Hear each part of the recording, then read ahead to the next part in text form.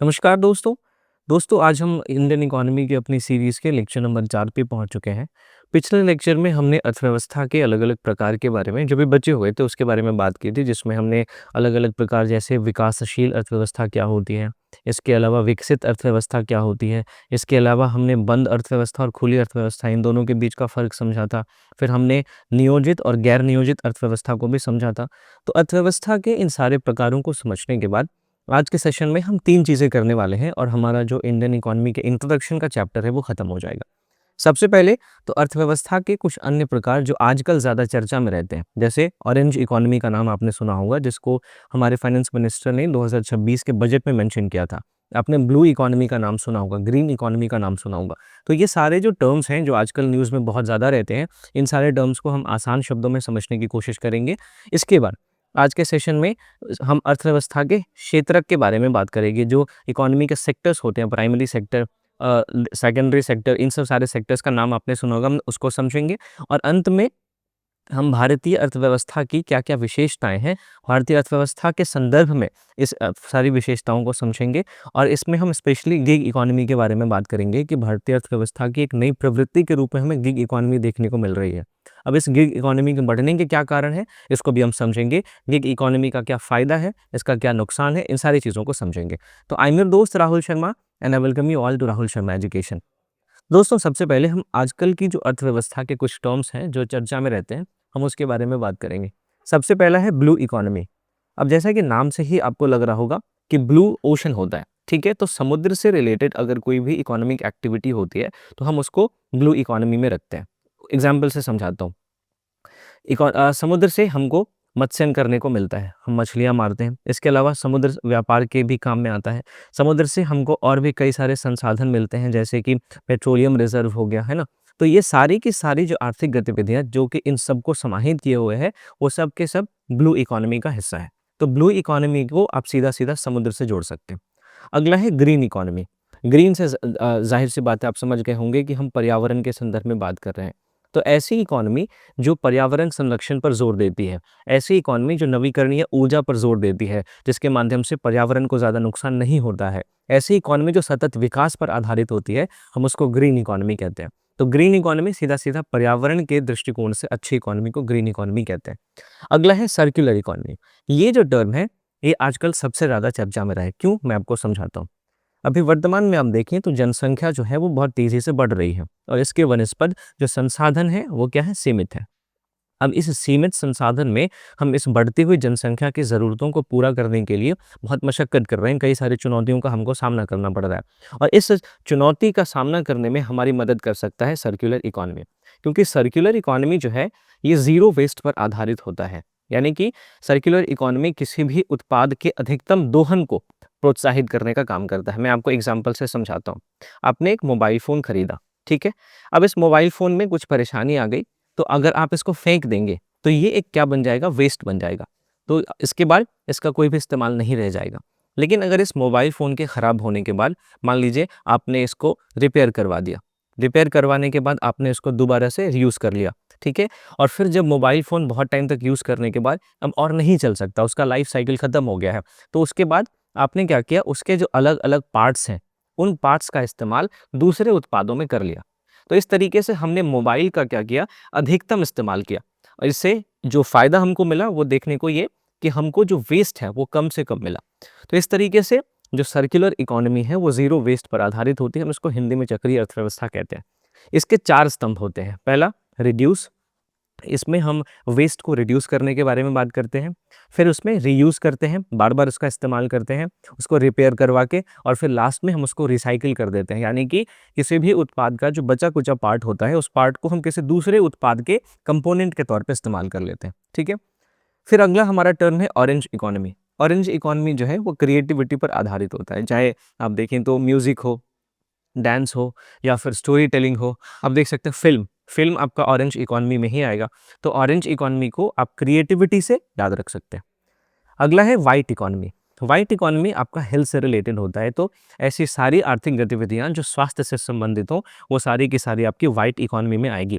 तो सबका एक टर्म है जिससे आप उसको याद रख सकते हैं। व्हाइट इकोनॉमी को आप हेल्थ से याद रखेंगे, ऑरेंज इकोनॉमी को आप क्रिएटिविटी से याद रखेंगे, सर्कुलर इकोनॉमी को आप ज़ीरो वेस्ट से याद रखेंगे, ग्रीन इकोनॉमी को आप एनवायरनमेंट से याद रखेंगे, सस्टेनेबल डेवलपमेंट से याद रखेंगे और ब्लू इकोनॉमी को आप समुद्र से याद रखेंगे। ठीक है, इसमें हमारा अगला जो है वो है सिल्वर इकोनॉमी। सिल्वर इकोनॉमी क्या होता है?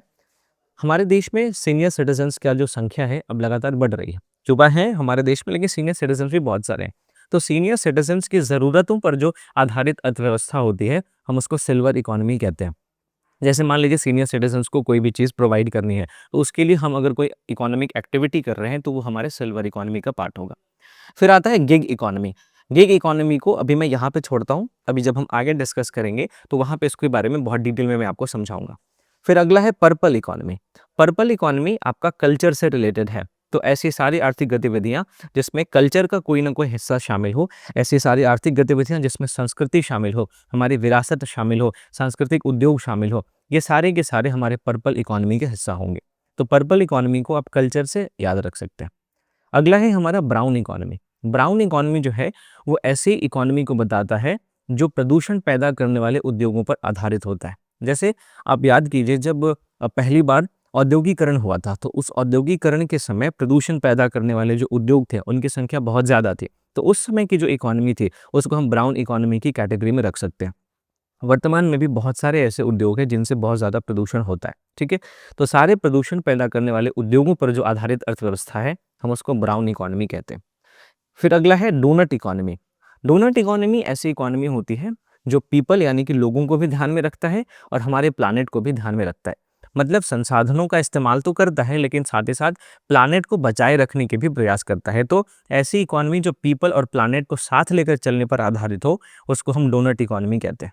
तो ये आजकल चर्चा में रहे कुछ टर्म्स थे जो कि वर्तमान में न्यूज़पेपर में आप देखेंगे, अलग-अलग आप आर्टिकल्स में देखेंगे, तो ये बहुत ज़्यादा चर्चा में रहते हैं। तो इसके बारे में समझना हमारे लिए बहुत ज़रूरी था। अब इसको समझने के बाद आज का जो हमारा दूसरा सबसे इम्पोर्टेंट टॉपिक है वो है इकोनॉमी के सेक्टर्स यानी अर्थव्यवस्था के क्षेत्र। तो अर्थव्यवस्था के आपको मुख्यतः 3 क्षेत्रक देखने को मिलेंगे, प्राथमिक, द्वितीयक और तृतीयक। और ये मेरे हिसाब से नहीं है, ये हमारे देश में जो सेंट्रल स्टैटिस्टिकल ऑफिस है, केंद्रीय सांख्यिकी कार्यालय है, उसके हिसाब से अर्थव्यवस्था के 3 क्षेत्रक आपको देखने को मिलेंगे, प्राथमिक, द्वितीयक और तृतीयक। लेकिन इसके अलावा हाल के समय में 2 और क्षेत्रक काफ़ी ज़्यादा चर्चा में आ गए हैं, चतुर्थक क्षेत्रक, उसके बाद पंचम क्षेत्रक।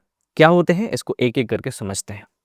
सबसे पहले हम प्राइमरी सेक्टर की बात करते हैं, प्राथमिक क्षेत्रक की बात करते हैं। जो प्राथमिक क्षेत्रक है, इसकी विशेषता ये होती है कि ये प्राकृतिक संसाधनों पर आधारित होता है। जब हम किसी आर्थिक गतिविधि में प्राथमिक संसाधनों का इस्तेमाल करते हैं, माफ़ कीजिएगा, प्राकृतिक संसाधनों का इस्तेमाल करते हैं और किसी चीज़ का उत्पादन करते हैं, तो हम उस एक्टिविटी को प्राथमिक एक्टिविटी में या प्राइमरी एक्टिविटी में रखते हैं। एग्जाम्पल से मैं आपको समझाता हूँ। मान लीजिए आप कृषि करते हैं, ठीक है? कृषि में हम किसका इस्तेमाल करते हैं? ज़मीन का, जो कि एक प्राकृतिक संसाधन है। कृषि में हम किसका इस्तेमाल करते हैं? पानी का, जो कि एक प्राकृतिक संसाधन है। ठीक है, तो कृषि प्राथमिक एक्टिविटी हो जाएगी। फिर इसके अलावा आप देखें तो प्राथमिक एक्टिविटीज़ में आपको वानिकी मिल जाएगी। वानिकी, इसको हम इंग्लिश में फॉरेस्ट्री कहते हैं। फॉरेस्ट्री मतलब एक ज़मीन पे बहुत सारे पेड़ उगाना व्यावसायिक उपयोग के लिए, उसको बेचने के लिए, उसको हम फॉरेस्ट्री या वानिकी कहते हैं। इसके अलावा इसमें आपको मत्स्यन देखने को मिल जाएगा, मछली पालन देखने को मिल जाएगा। फिर इसमें आपको खनन देखने को मिल जाएगा। तो प्राथमिक क्षेत्र मुख्यतः प्राकृतिक संसाधनों के दोहन पर आधारित होता है और प्राथमिक क्षेत्र में जो भी वस्तुएं आती हैं उनको प्राथमिक वस्तुएं कहते हैं। ठीक बात है। और प्राथमिक क्षेत्र में ये 4 चीज़ें आपको मेनली देखने को मिलेगी, कृषि, वानिकी, मत्स्यन और खनन। ठीक, तो ये हमारा प्राइमरी सेक्टर था। दूसरा है द्वितीयक क्षेत्रक। द्वितीयक क्षेत्र को अगर मैं आसान भाषा में समझाऊं तो हम इसको विनिर्माण क्षेत्रक के नाम से भी जानते हैं। विनिर्माण क्षेत्रक इसलिए क्योंकि इसमें उद्योग शामिल होता है और ये उद्योग क्या करता है कि प्राथमिक क्षेत्रक से जो हमें उत्पाद मिला उस उत्पाद का मूल्यवर्धन करता है, उसमें वैल्यू एडिशन करता है। कैसे, अभी मैं आपको समझाता हूँ। कृषि से मान लीजिए आपने क्या उपजाया, गेहूं उपजाया। ठीक है, अब इस गेहूं से अगर हम ब्रेड बना दें, इस गेहूं से अगर हम बिस्किट बना दें, ठीक है, इस गेहूं से अगर हम दलिया बना दें, तो ये क्या हो गया, गेहूं का मूल्यवर्धन हो गया, गेहूं का वैल्यू एडिशन हो गया। तो जो द्वितीयक क्षेत्रक होता है ये प्राथमिक क्षेत्रक के उत्पादों का मूल्यवर्धन करता है और जो भी नई उत्पादित वस्तुएं होती हैं हम उसको द्वितीयक वस्तुएं कहते हैं। तो गेहूं हमारी प्राथमिक वस्तु है, वहीं गेहूं से बना हुआ ब्रेड, बिस्किट और दलिया ये हमारी द्वितीयक वस्तु है। ठीक है, तो द्वितीयक क्षेत्रक आपने समझा। जो द्वितीयक क्षेत्रक होता है हम इसको विनिर्माण क्षेत्र कहते हैं। इसमें मुख्यतः आपको उद्योग देखने को मिलेंगे। फिर आता है हमारा तीसरा तृतीयक क्षेत्रक, इसको हम सर्विस सेक्टर कहते हैं। सर्विस सेक्टर की अगर हम बात करें तो इसमें आपको मेनली क्या देखने को मिलेगी, सेवाएं, जो सर्विसेज होती हैं वो इसमें आपको देखने को मिलेगी, इसलिए हम इसको सेवा क्षेत्रक भी कहते हैं। अब क्यों कहते हैं इसको जरा समझिए। तृतीयक क्षेत्रक जो है वो मेनली इसका काम क्या होता है कि प्राथमिक क्षेत्रक को और द्वितीयक क्षेत्रक को सेवा प्रदान करना, इसकी मदद करना। जैसे आप कृषि कर रहे हैं, कृषि करने के लिए आपको पता होना चाहिए, मतलब अधिकतम उत्पादन करने के लिए आपको पता होना चाहिए कि किस प्रकार की ज़मीन में किस प्रकार की फसल उगाई जाए, कब कितना उर्वरक डाला जाए, है ना, कब कितना खाद डाला जाए, कब कितना कीटनाशक डाला जाए। ठीक है, तो ये सब कौन बताएगा, ये सब जो एग्रीकल्चर के एक्सपर्ट होते हैं वही बताएंगे। तो जो एग्रीकल्चर के एक्सपर्ट होंगे वो अपनी सर्विसेज कृषि सेक्टर में जब देंगे, किसानों को ये बताएंगे कि आपकी जो ज़मीन है उसमें इस प्रकार की मिट्टी है और इस प्रकार की मिट्टी में आप इस तरीके का फसल उगा सकते हैं। तो ऐसे में क्या होगा कि फिर जो किसान है वो ज़्यादा बेहतर उत्पादन कर पाएंगे। तो यहाँ पे तृतीयक क्षेत्रक ने प्राथमिक क्षेत्रक की मदद की। ठीक है, फिर उसके बाद अगर हम मान लीजिए गेहूं से ब्रेड बनाना चाहते हैं, गेहूं से बिस्किट बनाना चाहते हैं, गेहूं से दलिया बनाना चाहते हैं, तो इस सब का एक प्रोसेस होता है। इस सब को जो इंजीनियर्स होते हैं वो मैनेज करते हैं कि गेहूं में जो क्या मिलाएं तो हम ब्रेड बनेगा, गेहूं को किस तरीके से क्या कौन कौन से प्रोसेस से होकर गुजरना है। तो जो तृतीयक क्षेत्र के पेशेवर होते हैं, प्रोफेशनल होते हैं, इंजीनियर या फिर फूड स्पेशलिस्ट जो होते हैं, वो बताते हैं कि कैसे गेहूं से ब्रेड बनाना है। ठीक, तो इसमें क्या होता है, ये तृतीयक क्षेत्रक ने यहाँ पे द्वितीयक क्षेत्रक की मदद की। तो तृतीयक क्षेत्रक जो है जिसमें मुख्यतः आपको क्या देखने को मिलता है, सेवा।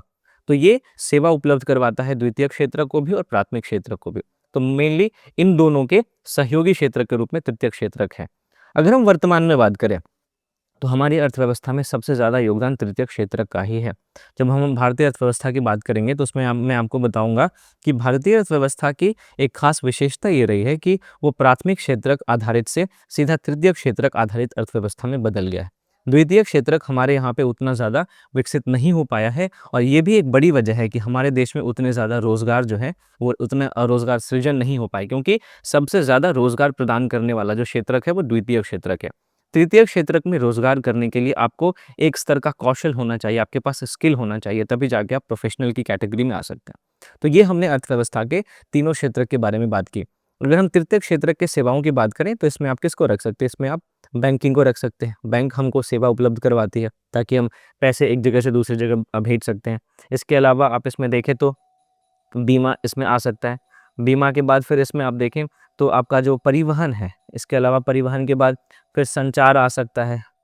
अ, ठीक है, संचार के बाद आप देखें तो फिर इसमें और भी जो एडमिनिस्ट्रेशन है, एडमिनिस्ट्रेशन भी आ सकता है, प्रशासन आ सकता है, फिर इसमें अदर सर्विसेज भी आ सकते हैं। तो ये सारी की सारी जो चीज़ें हैं ये आपके अर्थव्यवस्था के तृतीय क्षेत्रक में आएगी। तो मैं उम्मीद करता हूँ कि प्राथमिक क्षेत्रक क्या होता है, द्वितीय क्षेत्रक क्या होता है और तृतीय क्षेत्रक क्या होता है ये आपने समझा होगा। एक बार फिर से बता दूं, प्राथमिक क्षेत्रक जो है ये आपके प्राकृतिक संसाधनों के दोहन पर आधारित होता है।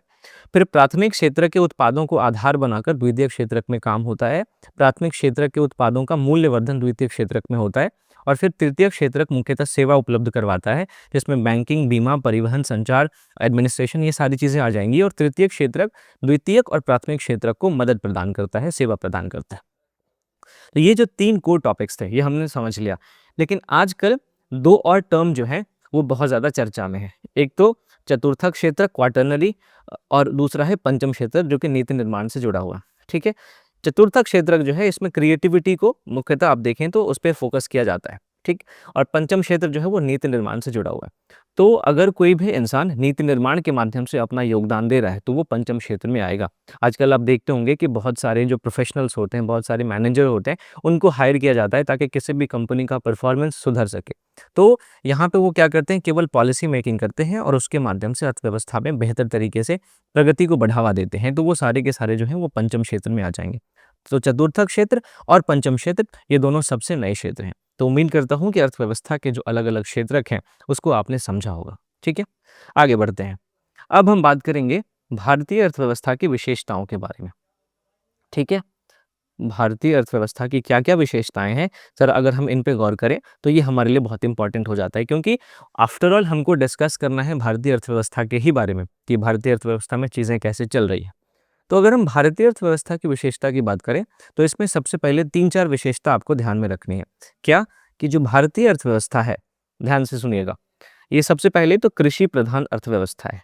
कृषि प्रधान होने का क्या मतलब है? कृषि प्रधान अर्थव्यवस्था होने का मतलब है कि अर्थव्यवस्था में अभी भी सबसे ज़्यादा लोग कृषि में लगे हुए हैं, ठीक है? हमारी जनसंख्या का अभी भी 50% से ज़्यादा जो हिस्सा है, वो अभी तक कृषि करता है, ठीक है? इसकी दूसरी विशेषता ये है कि भारतीय अर्थव्यवस्था अभी एक विकासशील अर्थव्यवस्था है। अब आप मुझे कमेंट सेक्शन में ज़रूर बताएं कि विकासशील अर्थव्यवस्था के लिए जो वर्ल्ड बैंक का मानदंड था, वो कितना डॉलर का था? ये चीज़ आपको कमेंट में बताना है। फिर भारतीय अर्थव्यवस्था विकासशील अर्थव्यवस्था के साथ-साथ एक मिश्रित अर्थव्यवस्था है। मिश्रित अर्थव्यवस्था क्या होती है? जिस अर्थव्यवस्था में समाजवादी अर्थव्यवस्था के भी गुण हों और जिस अर्थव्यवस्था में पूंजीवादी अर्थव्यवस्था के भी गुण हों, दोनों गुण मिक्स हों, ऐसी अर्थव्यवस्था को मिश्रित अर्थव्यवस्था कहते हैं। हमने मिश्रित अर्थव्यवस्था को क्यों अपनाया, ये मैंने पिछले लेक्चर्स में बहुत डिटेल में डिस्कस किया है, आप उसको जाके ज़रूर देखें। इसके अलावा भारतीय अब देखें तो जो अर्थव्यवस्था है, उसमें एक चीज़ हमको ये देखने को मिलता है कि इसमें निजी क्षेत्र और सार्वजनिक क्षेत्र दोनों को महत्व दिया गया है, ठीक है? निजी क्षेत्र जो है, वो हमारे अर्थव्यवस्था में लाभ के दृष्टि से काम करता है, तो बढ़िया गुणवत्तापूर्ण चीज़ें उपलब्ध करवाता है। और जो सार्वजनिक क्षेत्र है, सार्वजनिक क्षेत्र मुख्यतः आप देखें तो कल्याण की बात करता है। तो हमारे समाज के कुछ ऐसे भी वर्ग हैं जो बहुत ज़्यादा उच्च कीमत पर चीज़ों को अफ़ोर्ड नहीं कर सकते, तो उनके कल्याण के लिए सार्वजनिक क्षेत्र काम करता है। तो ये 3 विशेषता जो है भारतीय अर्थव्यवस्था की आपको देखने को मिलेगी। अब भारतीय अर्थव्यवस्था की इन सारी विशेषताओं को जब आपने समझा होगा, तो आपको कुछ समस्याएँ नज़र आएँगी। भारतीय अर्थव्यवस्था की क्या-क्या समस्याएँ हैं, इसको समझे बिना हम इस अर्थव्यवस्था को पूरी तरीके से नहीं समझ पाएँगे। भारतीय अर्थव्यवस्था की सबसे पहली समस्या है कि हमारे यहाँ पे जो पूँजी निर्माण की दर है, वो बहुत कम है। इसका क्या मतलब है? पूंजी निर्माण की दर कम होने का मतलब कि हमारे अर्थव्यवस्था में जो किसी भी चीज़ के उत्पादन में देखें तो जो खर्च होता है, वो खर्च दूसरे देशों के मुकाबले थोड़ा-सा ज़्यादा है। तो उसका जो दर है, पूंजी निर्माण की दर, एक वस्तु से हमने दूसरी वस्तु को बनाया, तो इस बनाने में जो खर्चा हमको लगता है, हमारे यहाँ पे थोड़ा ज़्यादा है। उसका रीज़न ये है कि हम तकनीकी रूप से उतने ज़्यादा अभी विकसित अवस्था में नहीं पहुँच पाए हैं, ठीक है? तो पहली समस्या भारतीय अर्थव्यवस्था की है, पूंजी निर्माण की निम्न दर। दर कैसी है? निम्न है।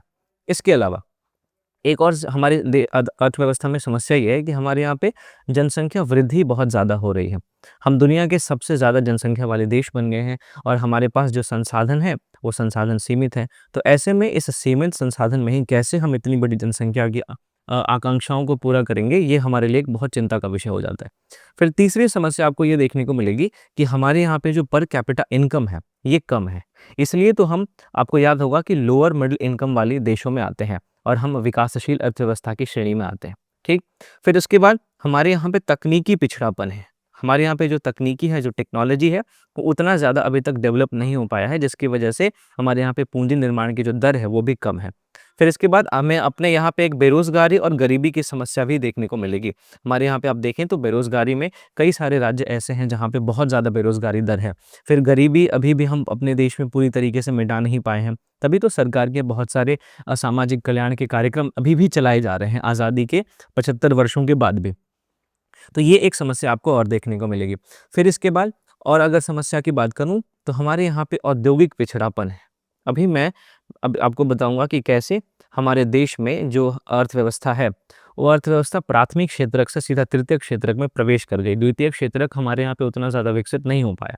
उसकी वजह से हमारे यहाँ पे औद्योगिक पिछड़ापन आपको देखने को मिलेगा और इस औद्योगिक पिछड़ेपन की वजह से भी हमारे देश में जो बेरोज़गारी है, वो ज़्यादा है, क्योंकि यही वो क्षेत्रक है जो हमारे देश में या किसी भी देश में सबसे ज़्यादा रोज़गार प्रदान करता है।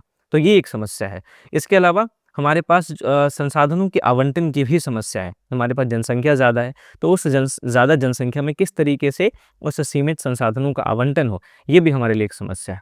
तो इस तरीके से हमने भारतीय अर्थव्यवस्था की विशेषताओं को भी समझा, माफ़ कीजिएगा, विशेषताओं को भी समझा और फिर हमने भारतीय अर्थव्यवस्था की समस्याओं को भी समझा।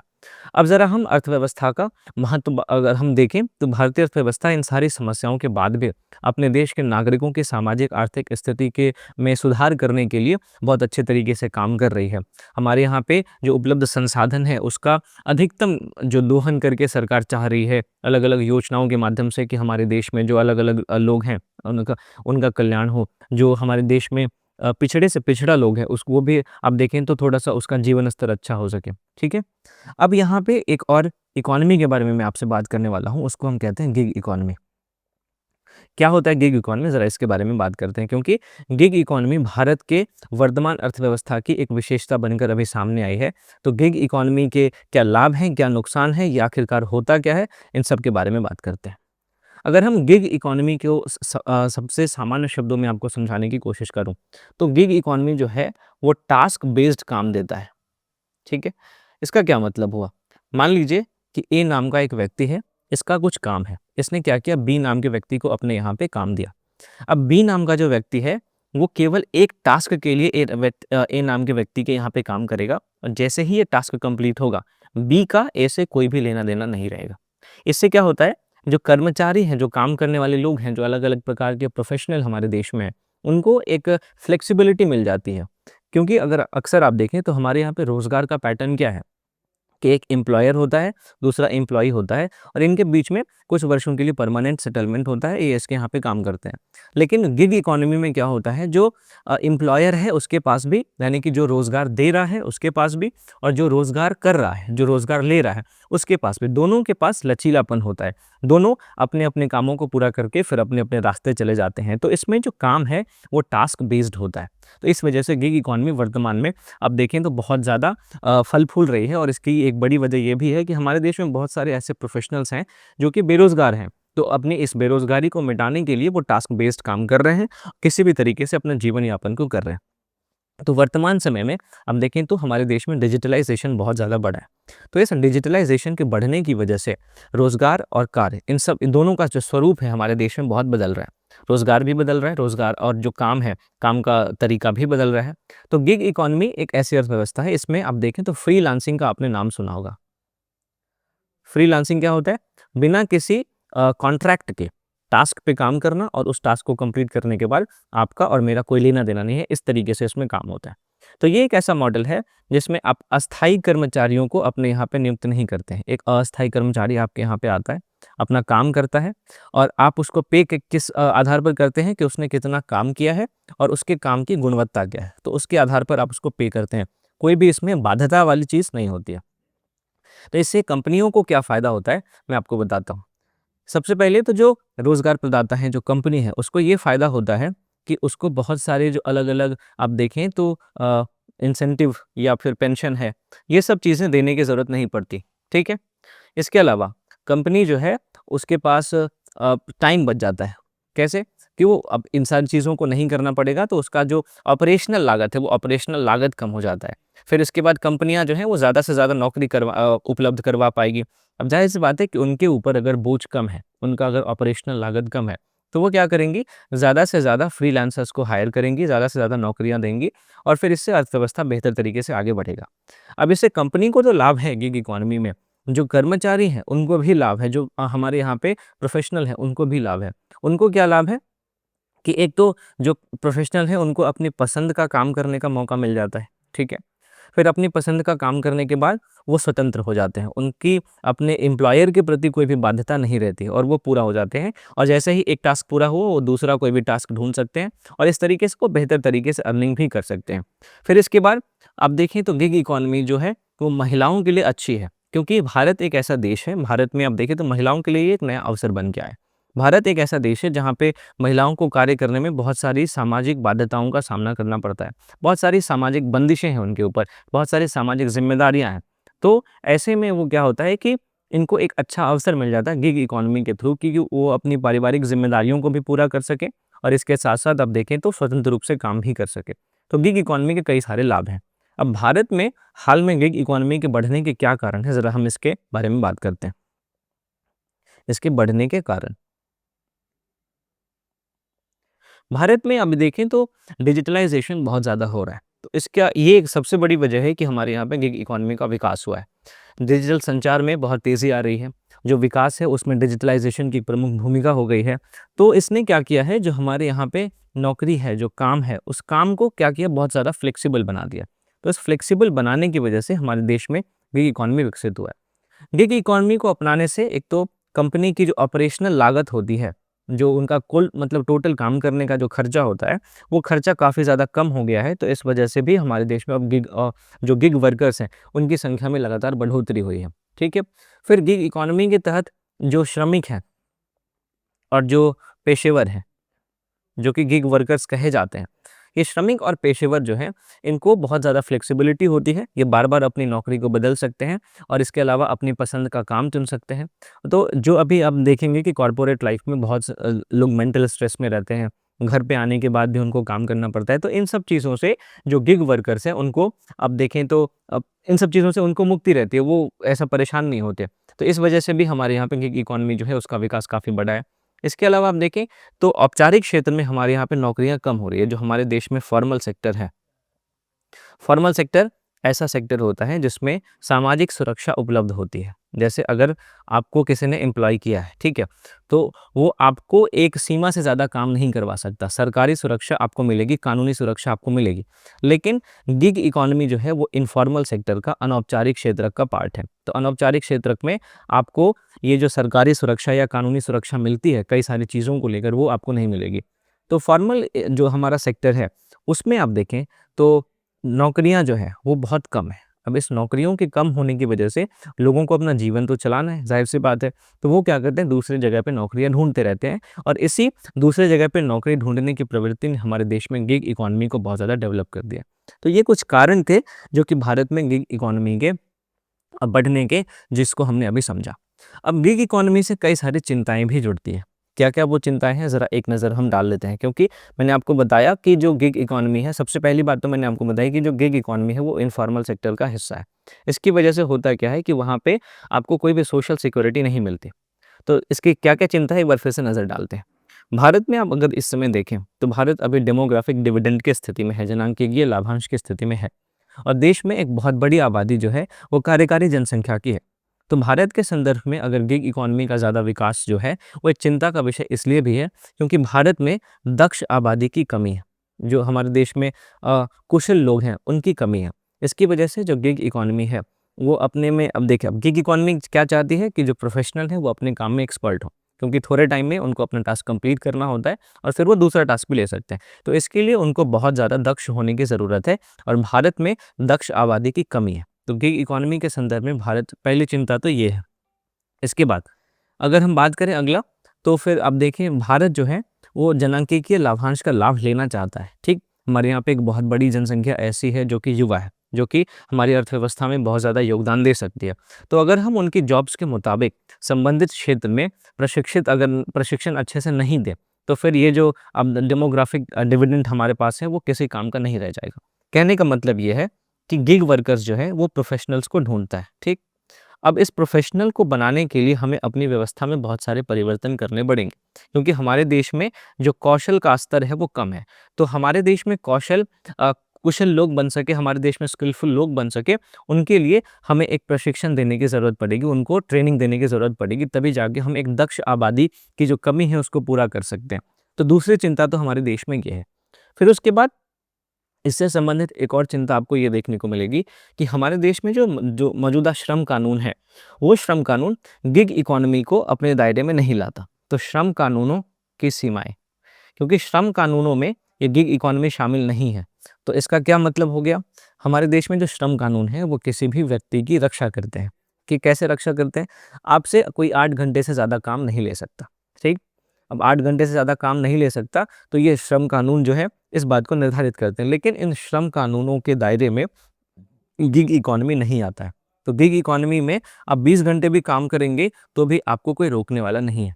तो यहाँ पे थोड़ी-सी आप देखें, जो वर्क लाइफ बैलेंस का कॉन्सेप्ट हम अभी वर्तमान में देखते हैं, तो उसका एक लिमिटेशन हमें यहाँ पे देखने को मिलता है। तो एक तो इसका ये है। फिर उसके बाद जो गिग इकॉनमी है, गिग इकॉनमी में आप देखें तो जो कर्मचारी होते हैं, उनको बोनस हो गया या फिर उनको जो बीमा हो गया या फिर उनको देखें तो जो मैटरनिटी बेनिफिट है, जो मातृत्व लाभ है, या फिर इसके अलावा देखें तो आप जैसे सेक्सुअल हरासमेंट है, इन सब के संबंध में उतनी ज़्यादा कानूनी पकड़ नहीं होती है। अगर आप गिग वर्कर हैं, आपके साथ कुछ ज़्यादा आप सेक्सुअल हरासमेंट होता है, तो कानून आपकी मदद करेगा। लेकिन जो फॉर्मल सेक्टर में जिस तरीके से श्रम कानून काम करते हैं, श्रम कानून उतनी ज़्यादा एफिशिएंसी के साथ, उतने ज़्यादा प्रभावशीलता के साथ गिग सेक्टर में काम नहीं कर पाते, गिग इकॉनमी में काम नहीं कर पाते। तो एक चिंता तो ये है। फिर उसके बाद आप देखिए, जो गिग इकॉनमी है, उसके अंतर्गत जो एक जॉब सिक्योरिटी होता है और जो सोशल सिक्योरिटी होता है, इसका लाभ आपको देखने को नहीं मिलेगा, जो कि मैंने अभी आपसे थोड़े टाइम पहले चर्चा की। इसमें रोज़गार सुरक्षा और जो सामाजिक सुरक्षा है, ये दोनों ही आपको नहीं मिलते हैं, ठीक? क्योंकि ये अनौपचारिक क्षेत्र का पार्ट है। फिर इसकी एक और समस्या ये है कि इसमें कोई भी अब जब आप कोई भी काम करते हैं तो आपको एक निश्चित वेतन नहीं मिलता। होता क्या है कि जब आप किसी कॉर्पोरेट कंपनी में जाते हैं काम करने के लिए फॉर्मल सेक्टर में, तो आपका एक पैकेज होता है, इस पैकेज के अनुसार आपको मंथली इनकम मिलता रहता है, ठीक है। लेकिन गिग इकॉनमी में इस तरीके के एक निश्चित वेतन की कोई भी बात नहीं होती है, तो ये एक समस्या है। और ऐसे हमारे देश में आप देखें तो लोगों की जो दिन प्रतिदिन की ज़रूरतें हैं, उसके हिसाब से उनको पैसा चाहिए। तो ऐसे में जो उनके वेतन में उतार चढ़ाव होता है, वो उनको काफ़ी ज़्यादा परेशानियों का भी सामना करने को मजबूर कर सकता है। तो ये दोस्तों गिग इकॉनमी की कुछ चिंताएँ थी। इसमें एक और चिंता आप ये देख सकते हैं कि ये अस्थायी होता है और ये असंगठित रोज़गार को बढ़ावा देता है। अस्थायी कहने का मतलब कि अस्थायी रूप से आप किसी के यहाँ भी काम नहीं करते। एक कोई आपको प्रोजेक्ट मिलता है, उस प्रोजेक्ट को आप कंप्लीट करते हैं और फिर आपका जो काम है वो पूरा हो जाता है। तो ये अस्थायी और असंगठित रोज़गार इसको बढ़ावा देता है। तो एक चिंता तो ये है, हमारे देश में अभी संगठित रोज़गार की ज़रूरत है और अस्थायी तौर पर जो काम करने वाले लोग हैं, उनके रोज़गार की गारंटी नहीं होती। तो इससे होता क्या है, जो कर्मचारी होते हैं, उनको नियमित आय नहीं मिल पाती है। अब नियमित आय नहीं मिल पाने की वजह से उनको कई सारी सामाजिक समस्याओं का सामना भी करना पड़ता है। इसके अलावा अब देखें तो गिग इकॉनमी के जो कर्मचारी होते हैं, उनको किसी भी जॉब की सुरक्षा नहीं होती है ना? इसके अलावा जो प्रोजेक्ट पूरा हो जाता है, तो प्रोजेक्ट पूरा होने के बाद फिर उनको एक नया प्रोजेक्ट तलाश करने में भी परेशानी का सामना करना पड़ता है। तो ये सारी चिंताएँ जो हैं, वो आपको देखने को मिलेगी। तो इस तरीके से हमने गिग इकॉनमी के बारे में समझा कि गिग इकॉनमी क्या होता है। ये एक टास्क बेस्ड काम की बात करता है। इसके बाद फिर हमने देखा जो गिग इकॉनमी की क्या-क्या चिंताएँ हैं, फिर गिग इकॉनमी भारत में आखिरकार क्यों डेवलप हुआ है, हमने उसके कारणों को भी समझा।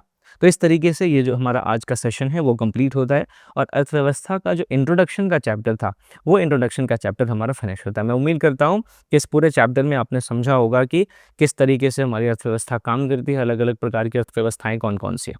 तो अब जो हम आगे बात करेंगे, अगला जो हमारा टॉपिक होगा वो होगा बैंकिंग। तो बैंकिंग को बहुत डिटेल में हम अगले चैप्टर में डिस्कस करेंगे, छोटे-छोटे टॉपिक्स के माध्यम से। तो इस तरीके से अब हम इस इकोनॉमी की सीरीज़ में थोड़ा तेज़ी से आगे बढ़ेंगे। ये बेसिक्स था हमारा जिसको समझना बहुत ज़रूरी था। तो मिलता हूँ आपसे अगले चैप्टर के साथ, तब तक के लिए थैंक यू फॉर वॉचिंग।